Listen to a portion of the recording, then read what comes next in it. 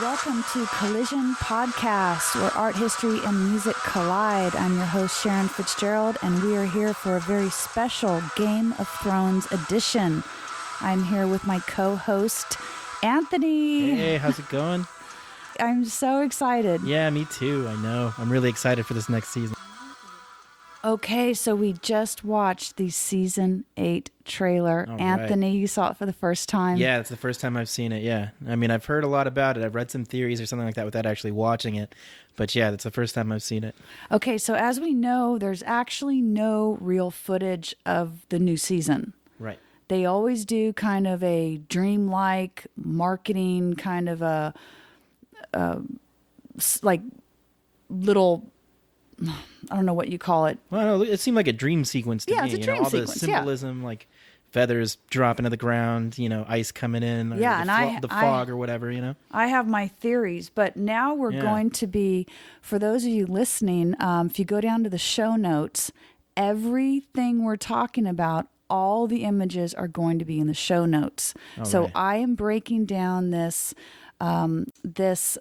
premiere slide by slide. All right. So first of all, the very first thing we need to know is the only actual reference to season 8 is a very small premiere that came out where it shows Jon Snow, Yep. Daenerys, and Sansa hugging, coming together. And as we could see here, we have there's Dany and Jon Snow together. Of course, they nice. hooked up last season. Oh yeah, that's gonna get awkward real quick. It's going to get very awkward because now we know that he is Rhaegar, right? her uncle. Yeah. No. That's her nephew. No, Jon Snow is Daenerys is the aunt of Jon Snow. Right. I guess we should be calling him Jon Sand. I mean, if you want to be like, totally correct or whatever, that's at least what Bran called him, right? Oh. Right. Because Dornish bastards are Sand, but he's not even a bastard because Alanna and Rhaegar were actually married. Oh my gosh. So yeah. Okay, so needless to say, that entire situation is going to get awkward. Exactly. So we have a scene, and there's one scene of them meeting with Sansa, and that's the only thing we know about season 8. Right. So this particular premiere, this dreamscape, it opens, and we are in these crypts of Winterfell. Exactly, right? Down with all the statues, all those creepy statues Yes. that don't look like anybody who actually died, because nobody's actually seen them, stuff like that. I love those little details. Anyway, Yeah. those are great, Well, also, somebody's carving statue really quickly. Well, that too, because somebody just died. Because there's a lot. As we're going to see, there's quite a few statue in the makings here. Exactly. So first opening scene of season 8 trailer is Jon Snow walking through the crypt by himself with a torch. Nice. We walk past and Lyanna Stark says, You have to protect him. Oh, okay. So, and then we see a flash of the feather. Yeah. And the feather was Robert, season 1, was in the crypt with Ned Stark, and he gave a feather to Lyanna's statue and put it on her hand. Oh, no way. I forgot all about that. Yes, because the thing is he was supposed to marry her, and she liked exotic birds, he said, and that he was going to buy her some birds. Well, he thinks that a Targaryen abducted her, killed her, raped her. Yeah. So he was angry about how his wife was his engaged to be was taken from him. So he places a feather on the statue. So we get a little bit of a flashback to that feather. Now that feather also pops in a few other times too. So the very first scene is Lyanna Stark, and she's saying, you, of course, speaking to Ned, you have to protect him. That makes sense. And that is Jon Snow's mother. Yeah. Okay. So then we have to remember that everyone's under the impression that she was abducted and raped. Yeah. But in actuality, did they secretly get married? Yeah, they secretly got married. It was in the journals. It was actually something that what's his name, Sam's wife. I've already forgotten her name. I don't know. Do you remember what she was called? Oh, Sam's it's like the it starts with like T, wildling? yeah, or something like that. What is it? Like Tilly or something like that? Man, Yeah. I can't remember. Anyway, point is, she discovered it, and like just like me, who I can't remember her name, just like everybody just glossed right over that like this marriage was annulled, and that this other marriage was like, this secret marriage took place between Rhaegar and Alana, like out in the woods and stuff like that. It was all in this Grand Meister's journal or something like That's that. right. Yeah. And we totally, like, what's her name? Lily? I want to say like Lily. Is it Tilly? Tilly. Is it Tilly? Okay, fine. I don't know. The thing that throws me off about Targaryens What about him? is the fact that the men all look the same. Yeah, they do. This guy really looks like what's his name? Viserys, right? Yeah. Daenerys' brother. Yeah, exactly. Right? Yeah, he looks exactly like him. That's so confusing to me. So, like, if you look in the show notes of the images that we're talking about, there's flashbacks from season 6 when we learn that Ned Stark went and took the baby, and that all kind of happens. Bran is actually having all these flashbacks because somehow Bran, and I don't know exactly how he exists in all these time frames. He's like but unstuck in time, right? He's like full Slaughterhouse-Five. He's like a Kurt Vonnegut character. He's like Well, that idea of him existing in different times is going to that we're going to talk about that in a second. But anyway, to clarify, why the fuck do all these guys look the same? Because of all the inbreeding. I mean, come on. So it's very difficult because you're looking at this picture of Lyanna, and that would be, which Targaryen is that? That's Rhaegar Targaryen. Rhaegar Targaryen, which looks exactly like the same actor that played Daenerys' brother. Who I want to say, I'm going to say Viserys, but you know what? Maybe that's not right. We should look it up. It doesn't matter. That guy from season 1 who got the liquid crown gold for king. The liquid gold dipped over. They all look Deserved the it. same, which I think is a little bit confusing. Man. But anyway, so moving on. So the very first thing we have in the premiere is Jon Snow walking past Lyanna Stark's statue. Yeah. We hear her echo, "You have to save him." God, I of didn't course, even pick that that's up. her from season 6. Yeah. A flashback of her telling Ned Stark, "You have to save him," which means you have to take the baby home. Tell your wife that you had this baby out of wedlock and it's your bastard. Do me a favor. Yeah. Yeah. Yeah. Okay. So that's the very first part. So we'll stop there. Well, otherwise that baby's as good as dead. I mean, it's a Targaryen. You know Robert Baratheon's going to kill it. Now, here's the other cool thing. In the premiere, when she says you have to protect him, he turns his head. Yeah. And that is kind of hearkening back to season 6 when we see Ned Stark going up that staircase. Oh, yeah. And Brand is talking to him. Oh, yeah. And all of a sudden he turns around and looks back and it's like he hears a ghost talking. Right. So that's kind of trippy. Oh, that is trippy. That's Yeah. really cool. And again, that's Bran. That's So true. is Bran, I mean, He can kind of manipulate things. He can talk to people. People notice him when he's appearing in these like little visions and stuff like that. That so like he might be able to affect change, which is why people think he might be the Night King. Yeah. It's like one of those theories that kind of ties into that. So, yeah, getting ahead of ourselves, right? But let's get back to the trailer. okay, right? so the trailer, so all we've had is Jon Snow walking with the torch. He's the only one with the torch. Yeah. The next thing we see is Sansa, Oh, okay. who does not have a torch. Nope. And she, Well, she's more of a middle management type. Yes. She's not gonna. but she walks past her mother's Yeah. statue, Okay. which of course is Catelyn Stark. Sure. And then we have her little quote. This horror that's come to my family. It's all because I couldn't love a motherless child. Flashback Right. to, I think it was season 5 or 6, when she is outside talking to Jon Snow's Jon Snow's wife. Yeah. Or not Jon Snow. Are you talking about Rob? Oh, Rob Snow. Yeah, Rob Stark. Rob Stark, that's right.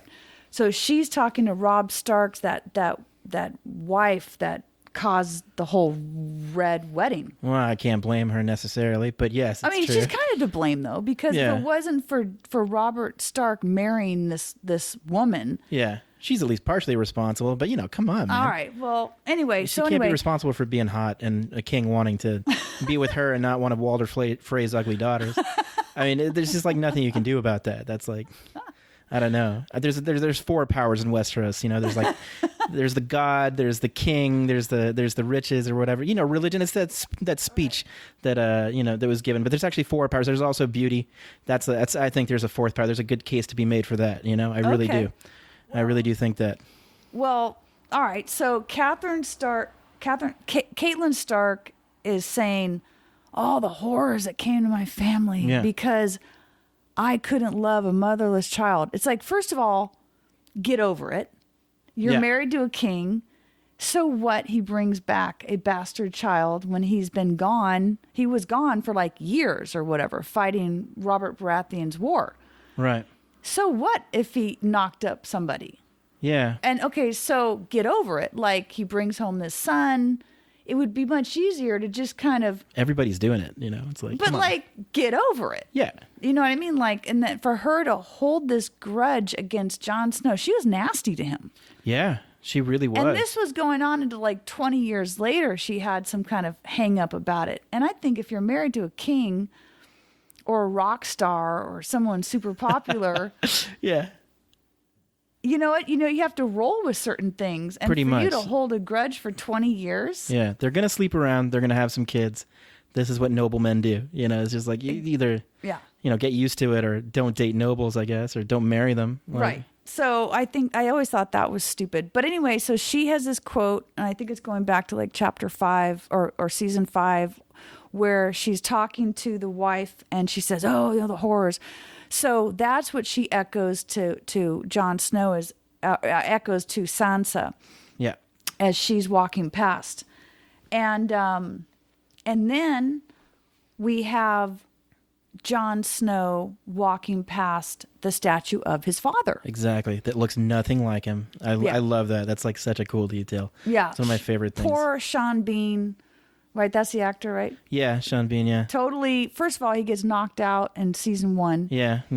And then now he has a statue that doesn't do him justice. Exactly right. No, it's like mentioned in the show. That's like one of my favorite things. Yeah. Just like, anyway. So then he says,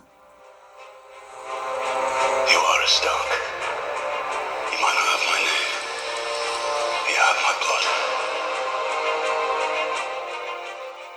right now, Jon Snow thinks that his mom was just like a tavern girl or something. Right. He doesn't have any real idea of who she is. Man. Well, it turns out it's, Lyanna Stark. And I think that's so messed up to continue to tell your son that you're his bastard son when you're not even related. Oh, it's for his own protection, though. It's for his own protection. I mean, it really is. Because then he doesn't have, like, a claim to the throne, and it doesn't make him a huge target. But I guess he gets made king of the North anyway. It's like he can't help, being regal or whatever. But he gets king of the North because Robert married a nobody and got killed in the Red Wedding. Yeah, that's true. Well, I mean, he gets made king of the North, basically when he takes back Winterfell, like he gathers up his forces and stuff like that and takes it back from the Boltons, from Ramsay Bolton, and then he gets I'm pretty sure that's how he gets it at least. Yeah, you're right. Yeah. But he wasn't supposed to leave the wall. Right. So he broke his oath with the Night Watch to go win back Winterfell. Yeah. And then all the other Starks are basically dead or they turn into trees. So that leaves him. Yeah. Pretty much. Oh, by the way. Yeah. Okay, we know Bran is now a tree. Yeah. Or no, not a tree. He's not a tree. He's the raven three-eyed raven. Okay. Yeah, the three-eyed raven. / the tree. Yeah. Because he's kind of a tree now. He's going to take over being a tree, right? Right. Kind of. All right. And then we know. I don't know if he has to stay there. I kind of hope not. But anyway. Okay. Then we know the one kid didn't zig when he was supposed to zag. Right. He just ran a straight line. Which one was it? That was Rickon, right? Was that Rickon? I'm pretty sure that was Rickon. So is there no more Stark boys then? No. John is the last one, as far as I know. Isn't there another one? No. There's Robert Stark. Jon Robert Stark Snow. is dead. Bran's Oh, Bran and Jon. I mean, I guess Bran and Jon, but there's like, But there's no other young one. That's it. Yeah, exactly. And Bran, it's questionable whether or not he's still Bran at all, because seems to have been subsumed into this three-eyed raven character who might be, who might have been many people. I feel like, you know what I mean? I feel like it's like somebody who takes over other people, like a warg. Do you know what I mean? Like the way that Bran can like go into other people.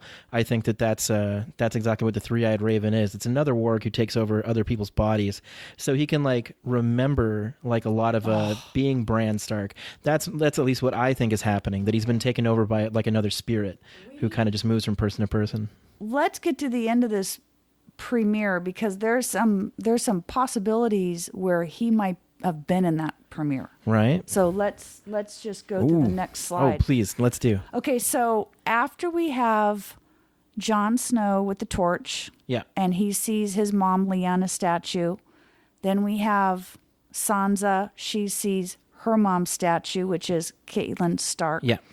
Then we have a show of Jon Snow hearing his father, or his quote unquote father. Of course, we know it's not his bastard father. Exactly. It's actually his uncle. I don't know. Rhaegar Targaryen is a Targaryen, so they're not. No.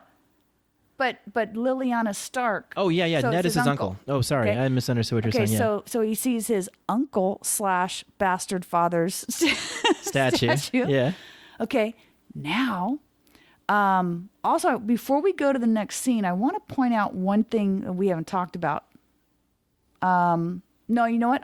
I'll save the notes on the feather for the next appearance of the feather, because I have something to add on that. So the very next scene is now we have Arya. Yeah. And she does not have a torch, and she doesn't have a statue to talk to her either.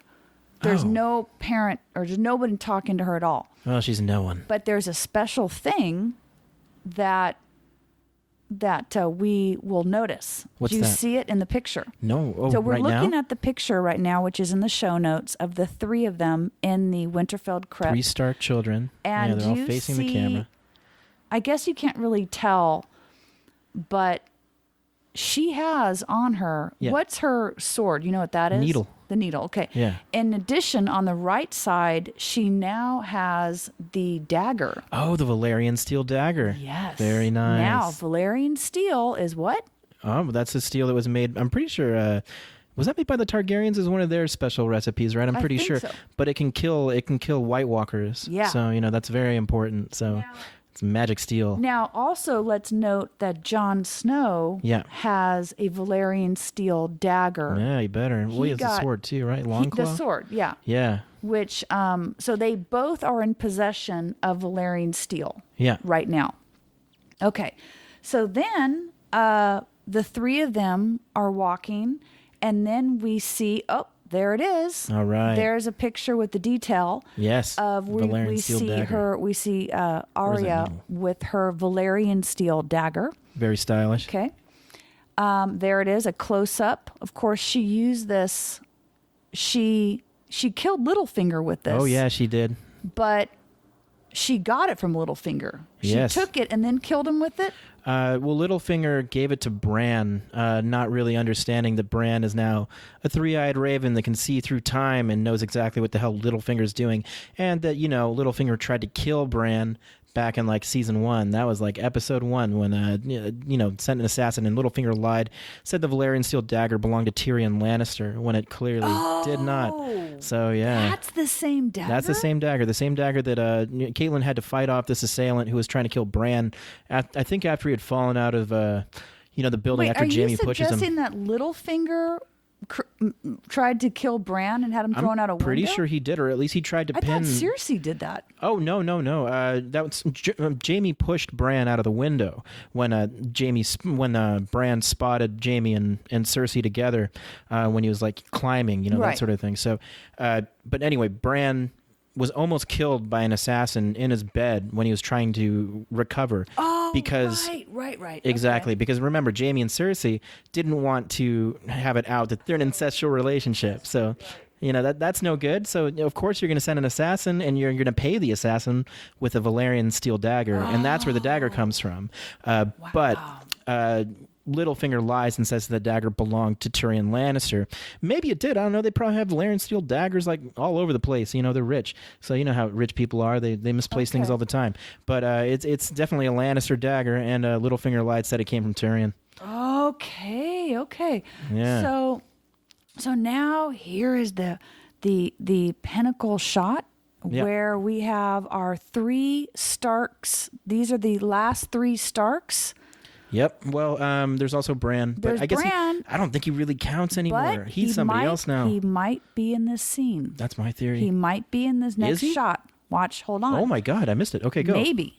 So we have the 3 remaining Starks. Okay. And let's just review. Yeah. Robert Stark got killed at the Red Wedding. Oh yeah, dead. Super dead. Rickon didn't zig when he should have zagged. That's right. Just ran straight like an idiot. And what was that? The War of the Bastards or the war, Battle of the Bastards. So he didn't zig when he should have zagged. That's right. And then who else? That's it, right? Yeah. Okay, so now this is supposed to be alluding to them looking at their own funeral statues. This is a crypt. Exactly. Now here comes the big controversy. Mm. So now, the biggest thing on the internet as of late is the fact that when you look closely, it shows. Okay, there's the girls.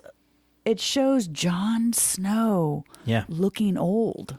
Yeah, he does look old. But like I said, it was mentioned in one of the episodes I just watched to refresh for this podcast. Yeah. That these statues, they never look like the dead because like the person carving the statue never really knows what the person looks like. And they carve them fast, like you were saying. Like they're talking about how like, you know, Ned Stark doesn't look anything like his statue. I think it's just an allusion to that. I think it's just, you know, saying like... I guess if there's no photography, then what is the artist going to work off of? Exactly. What are you going to work off? A dead person? They never really look the same as they did when they were alive. You know what I mean? It's like... It's one of those things. So it's just like they have an idea of what they looked like, and you know. Well, just to cover this issue that's going on the internet. Yeah. We're looking now, and again, these pictures will be on the show notes at collisionpodcast.com. So you can look at all of these images, and every episode, every Game of Thrones episode will have a tons and tons of pictures and stuff. Yeah. So right now we're looking at the picture of Jon Snow with the beard. Exactly. He's like, is that me? Is that supposed to be me? Yeah. So I don't know. He does clearly look old, and yet now we're looking at a picture of the current Jon Snow. Right. And of course he looks like he's like 27. Exactly. Now now we're looking at the 2 statues of Sansa and Arya. They look about the right age. They are dead on current age. As we flash forward to a picture of them 2. Dead on might be right. Absolutely, yeah. Little, pardon the pun. Right. But they very clearly are current pictures for sure. Oh yeah, yeah. And so that was the kind of the biggest thing of this whole trailer is the fact that Jon Snow. Why does he look much older than the 2 girls?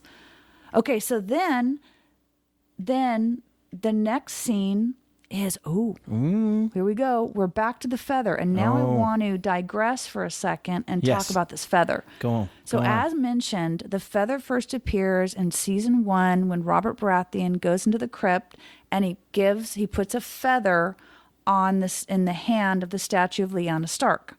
That is in reference to the fact that he said that she liked birds and he was going to buy her exotic birds after they got married. That's nice. So then we see Sansa in season 5 pick up that feather down in the crypt and put it back into her hand. Oh my God. That's the second time we saw the feather. God, this feather, I didn't realize. So Sansa Stark, and I have a slide of that as well. Wow. It was in the wrong place, but it'll be in the show notes. So we see Sansa Stark in season 5 put the feather in the hand. Okay. Now this is the 3rd time we've seen the feather. And now we have winter. We have it freezing over. Yeah, all sorts of symbolism. As if the Night King has now entered the crypt. That's right. The feather now freezes. The fog. The fog comes, which is like the Night King or oh, yeah.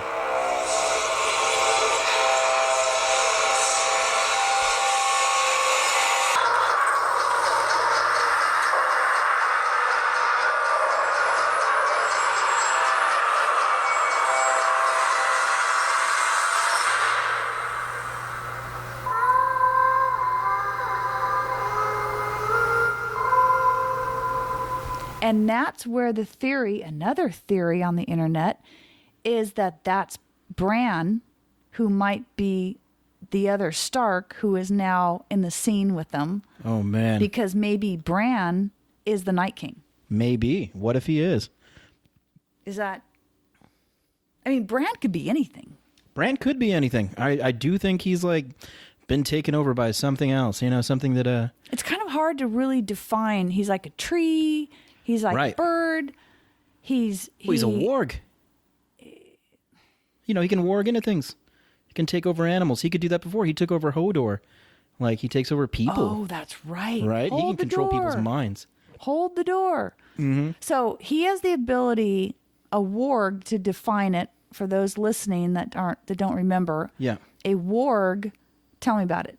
Well, a warg is a person who can put their, sort of mind or their consciousness into an animal, or I guess into people as well, because and they Bran, can see. Yes, they can see through their eyes. They can control their bodies, can control their actions, and can also kind of communicate with them. In the books, it goes into a bit of depth about it, that like sometimes when a warg is still inside of an animal and the person who is warging gets killed, that like the person might stay inside of that animal forever, like that sort of thing. Like, well, I guess until the animal dies or something like that. So like there's all sorts of little things like that, but basically a warg is something that can take over somebody else's body, can put their consciousness into something else. So, Awesome. That's definitely what Bran can do. And I think that's what the three-eyed raven does. I think the three-eyed raven has been detached from a body for a long time and just kind of, inhabits different people. And it's like some sort of like... But when he took over the three-eyed raven and took over the man that was in the tree, he has now ascended to the highest level. Like, he's the head. He's like God tier. I mean, he can see in time. He can manipulate things in time. He made Hodor, like, basically, gave Hodor whatever condition he had, where he could only say Hodor all the time, that sort of thing. So like his actions have real consequences. Like he can influence things and he can speak to people, that sort of thing. I think another very cool scene going back to that season, I think it's season 6, where we see Ned Stark going up the staircase to go get the baby from his sister, Lyanna Stark, after she has given birth, and that's really eerie how you see the young Ned Stark turning around and he's hearing these whispers from Bran. Yeah. Who will be his future child. Yeah. Who's not even born yet. Exactly, right? And then, all of these whispers and all this stuff going on, it's like, what's Bran and what isn't? I think it's going to be hard to define where does reality start and stop, and where does Bran and where does Bran begin? So there's definitely the possibility that this big frost that comes into the final scene of our trailer, that might be Bran. We have all 4 kids together. Oh man, that's too bad. All 4 Starks. Wouldn't it suck being Bran and knowing that you're like the Night King and that you're out there just like wreaking havoc and everything, and you might kill everybody, and then but you're still like this kid? Like, wouldn't that just be terrible? I know. Would you even tell anybody? I don't know if I would tell anybody. I'm not sure if that's wise. Yeah, it's crazy. Yeah. So anyway, that in a nutshell, is it. That's our premiere. It was a 90-second. That's right. Very short, but heavy on the symbolism, 90 like a dream sequence, sequence. And I think that's going to be an interesting look into season 8. Exactly. Because we're going to be past, future, present. Yeah. I always thought, like, who could possibly, just to project for 1 second, who could possibly kill Daenerys with her 3 dragons? But as we saw in the last episode of season 7, a dead dragon becomes resurrected into a White Walker dragon. Oh yeah. Which is pretty much bad, because that White Walker dragon just took down the wall. Exactly. Like in no time too. It was not a problem. So now, now it's like that's a game changer. It is a huge game changer. I mean, that's like losing like a third of an air force, If you're like a powerful country like that. I mean, that's huge. Yeah. And then I think we spoke about this before, but then I thought, was it Aaron Greyjoy? Oh, yeah, Euron Greyjoy. Yeah. He was like right up there with the idea of bringing his navy and teaming up with Daenerys. Or no, Cersei. With Daenerys at the end of the episode. Sorry, yeah. And then, That's right. and then what Afterwards. happened was the minute the White Walkers showed up, he bailed. Yeah, exactly. Well, he was with Cersei at the time. He was like going to marry her and everything. Oh, that's right. Like, He was going to marry Cersei. Yeah, he was going to marry Cersei, and then as soon as he saw that White Walker that Jon Snow and the Hound brought out, he just turned tail, and he was like, he's like talking to Daenerys about, hey, maybe we can hook up after everybody else is dead and take over whatever's left. Mm-hmm. So yeah, that's what Euron Greyjoy is doing. And I want to also note that I am going to put in the show notes a map of the entire thing, the entire world, because he thinks that he's safe because the Iron Islands. Yeah. I keep thinking Iron Islands, like off of coast of Ireland. Yeah. Iron Islands. Yeah, Iron Islands, yeah. Iron Islands is so far away that they're going to be untouchable by the White Walkers because they don't swim. Well, he doesn't think so, at least. But I mean, Homeboy has a dragon. He has a dragon, like undead dragon that can probably cross an ocean, I would imagine. Like, how many people you have to kill before you have like an army if you have a dragon? And as you mentioned, why can't the White Walkers that are already dead walk across the bottom of the ocean? Yeah, why wouldn't they be able to? That's my question. I mean, maybe they, like, I remember when they were fighting out on that ice floe. In what was that, season 6 or was that season 7? Well, it doesn't matter. When they were fighting the White Walkers, they didn't seem to want to cross the water to get to the Hound and Jon Snow and everybody when they were defending themselves over there. But it's still maybe just a possibility that they couldn't actually physically get up to the part of the ice that was frozen up at the top. Maybe they can't really swim very well, but they could probably walk across the bottom of the ocean. Maybe they're walking down there right now, or maybe they got dragged up with the dragon. Well, I'll put a map. I will put a map in the show notes because the islands are actually not that far. Exactly, right? Yeah. It's not like Hawaii off the coast of California, which is a 4-hour plane ride. I mean, it looks like they're just like Catalina. Yeah. I mean, it's not that far. Yeah, exactly. So, 30-minute boat ride. Yeah, there's like that. So, and then let's see. So there's a lot of detail, and I think that what we'll do is the next time we get together for a podcast, we will be coming to you live with each episode of Game of Thrones. Yeah. Without a doubt, we'll have various people joining us too. There's going to be a potpourri of people, and also with just to give a little bit of a teaser, Anthony, I have a surprise for you. Oh, what is this? I am handing out, and of course this will be in the show notes. All right, what do you know about the Game of HBO Thrones just announced we have it in our hands, red hot off the press. Nice. The prequel it's already cast. Oh my God! So they cast the prequel. There's going to be a prequel to Game of Thrones. And I don't know. I'm not sure how happy I am about the fact that Naomi Watts is the lead actress on this. Naomi Watts is in this? Oh, did you see that at the top? Oh, she's up at the top. That's right. Who is she playing? Whatever the main character is here, and I'm not sure how happy I am about that. Really? I really like Naomi Watts. Now, I've always liked her. Since Mulholland Drive, that's the thing I was going to say. Naomi Watts, yeah. The fact that David Lynch cast her in Mulholland Drive. Yeah, it's a classic role. She's so good in that. That's good, and then I think, okay, if David Lynch, then I'm okay. Yeah. But here's my favorite. She also did King Kong. But anyway. I think she wasn't terrible in that, but I think the fact we'll just go with the David Lynch referral, and we'll do a fingers crossed on that. Yeah, sure. But here's my highlight. Ready? Okay, go to page 2. What you got? This will be in the show notes. Toby Regbo. Toby Regbo. I don't know how to pronounce that last name. Is it Regbo? I don't know. He is perfection. He was playing in The Last Kingdom. Oh, okay. Season 2. Oh. He plays the Lord of Mercia who marries Alfred the Great's daughter. Okay. And he was amazing. He also plays Francis, the King of France, in the TV show Reign. Oh, okay. So until he dies, and then the TV show continues without him, but he played Henry, he played King Francis in Reign, and then he played, I think it's Ethelred in the second season of Last Kingdom, and he was amazing in that. Okay.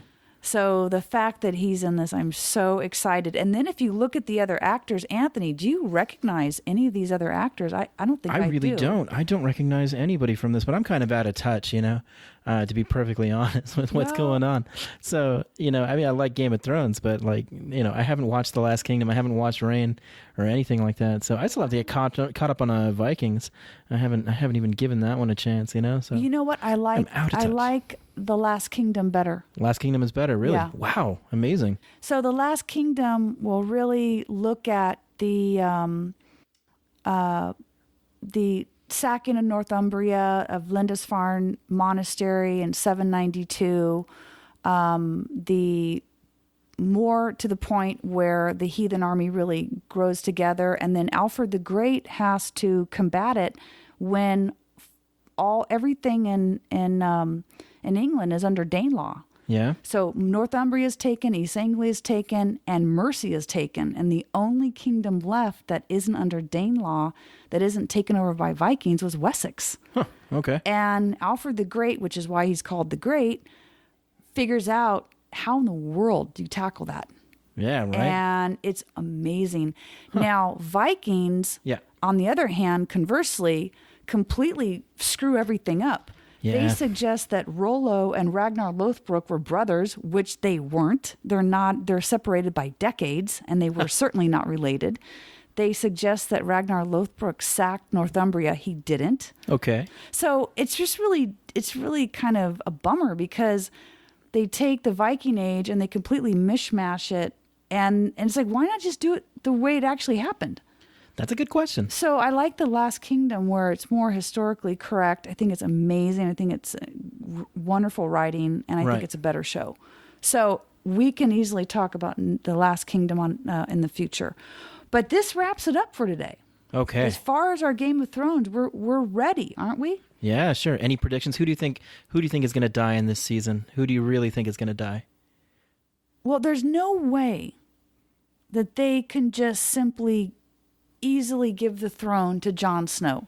Right? It's never going to happen. And there's no way that Daenerys is going to walk away and be queen. I agree. I don't think that those easy options are going to work. So then if you go deeper and you go, then Bran, you can't count him out for anything. Oh, no. Arya he might die and not Stark, even know it. Arya and Sansa are completely up in the air. Yeah, they could. Yeah, they could easily die. A Greyjoy. Oh, definitely. I mean, Euron Greyjoy could probably easily die. I mean, he's not a very sympathetic character either. I wouldn't feel too bad about it. And then what about that? Remember we were talking about the house that now no one's in charge of. The Arryn house. Oh, Arryn house, yeah. Where they had the one with the moon gate. Yeah, the moon gate, exactly. And they killed a little boy. Yeah. They killed the crazy. They killed the little boy? He's dead? I thought he was just off being taken care of somewhere or something. Didn't Sansa escape with him? Didn't Littlefinger do something with him? I forget. I thought they threw him out the moon gate. Oh, really? Damn, that would suck. Poor kid. Anyway, he couldn't help it. Didn't they kill him? Oh, I don't remember now. I'm going to have to watch it. Okay, so now we I thought he was all right. Now we have something a question mark for the next episode. Okay, perfect. So we need to know whether or not he died. And then if he died, then that means Littlefinger was in charge. Yeah, for a little while. And so he's dead. Oh, he's dead. Caitlyn's sister, who was in charge, is dead. Thank God. Oh, the crazy kid might have been thrown out the moon gate. We don't. There's whatever. He might be dead. I feel bad for him though. And they had an actual army. Yeah, they did. Yeah. Which So that's a complete question mark. What do you think for predictions? Oh, man. I personally think that Daenerys' days are numbered. I mean, at least in terms of plotting, like if you're going to go like, if you're not going to swim upstream too much and just go for what the obvious answer would be, I think Daenerys' days are numbered. That is my theory personally. I mean, she's already committing incest. I mean, whether it's unwittingly right now, I mean, she doesn't know, so she can't really be held responsible. But like, there are so many complications that come up with her actually, remaining alive. So what about if she's pregnant? Well, if she's pregnant, I mean, they've killed pregnant people on the show before. I mean, the Red Wedding was full of that. Snap. And also, I mean, she did kind of an irredeemable thing when she killed a prisoner of war. Remember after that battle with Jaime Lannister? I forget the name of the lord that she killed. His son's name was Rickon, strangely enough. But when he wouldn't bend the knee, remember that bald guy? And she just executes him. Oh, just cold-blooded, just like with the, well, not cold, no, as cold-blooded as he can be with a dragon, but whatever. She just like executes that guy. And so like she's done a few like irredeemable things. Like she's like kind of setting herself up like in a way. Like if you're thinking about like typical plotting, I think her days are numbered. But that's the thing about these things. Like they never really go the way that you think they're going to go. So, and anytime like somebody that you like is on the show, you should maybe think that they're going to die. Like almost every time somebody tries to act morally in any way, it ends up getting them killed. What about Cersei? Or a bunch of other people. Oh, Cersei is definitely going to die. I mean, she just needs to. Like, there are too many people who are after her. Arya's after her. Jaime might kill her. Tyrion might still kill her. I think that he might hesitate a little bit because she couldn't kill Jaime or Tyrion when she had the chance, like last time that they were both at King's Landing when they were like negotiating the terms of the truce between all the kingdoms and everything like that. So, it might not be one of her brothers because like she spared them both when she could have had them both killed and let them go and do whatever the hell they wanted to. So, there's a good chance that she'll have a redemption arc and she'll end up being like a real hero or something like that. But I think at the moment, there are way too many people who could potentially want her dead. So yeah, I think Cersei, and she's also just dangerous. I mean, Cersei's not exactly the kind of person you want around if you're trying to keep a hold of a throne. If we're really going to get down to it and somebody needs to sit on an Iron Throne, if it's not Cersei, she's going to be trying to kill the person who is there. So I think that if you're looking at it from like a typical plot, which is not to say like, it's going to happen, I think Cersei has a good chance of dying. So I can only sum it up in a probability, I think Daenerys and Cersei. Wait, we forgot about Tyrion. Oh, Tyrion? Yeah, there's a good chance that Tyrion might die. There's always a chance that he could. Could he be the king? He doesn't have a real claim to the throne necessarily, depending on what people know or don't know. It depends on how much information goes out. He does have a claim right now because the Lannisters are in charge. So there's that. But then you have to contend with Daenerys Targaryen. That means she has to die. So maybe if Daenerys and Jon Snow both die, and I keep calling him Jon Snow, but you know what I just want? I want to see Podrick. Oh yeah, Podrick, right? What's he up to? Just hanging out with Brienne? I found that there are people that are obsessed with what's the woman Brianna? Oh yeah, Brienne of Tarth. Yeah, there's people on the internet obsessed with her. Oh yeah. And I love Podrick. And then here, I'll leave it with this. What happened to Robert Baratheon's bastard son who was being tortured and had sex with the Red Witch up in the castle? Old what King's happened blood. to him? I am not sure. Oh, wait, no. He escaped in a boat. Oh, he did? Oh, okay. So he's still oh, yeah. He's still around, right? So what happened to him, though? I guess he's just trying to keep away from all the nobles who want him dead. That's what I would do. I would just go be a blacksmith somewhere. I hope he comes back. Yeah. Anyway, we have a lot. We're going to go deep. Oh, yeah. We're going to tune in, and I think that we might even be able to live stream. We should definitely do that. I think we'll be live streaming this, and we're definitely going to be just going deep on this. We can't wait. Please tune in to collisionpodcast.com for more. Thank you, Anthony. I totally appreciate it. Definitely everyone. And thank you, Tony, our sound engineer for today. Thank you so much. Yay. Yeah. Oh my gosh. Super, super appreciate that. And tune in to Collision Podcast. All the images that we're talking about, links to the video, everything will be in the show notes, and they'll always be in the show notes, so you can flip through the images and kind of follow along. I'm also going to have a full amount of images on each episode, maps, houses, characters, histories. I found incredible maps and all kinds of things. So check out the show notes at collisionpodcast.com, and thank you so much. All right. Awesome. Yay. Yay.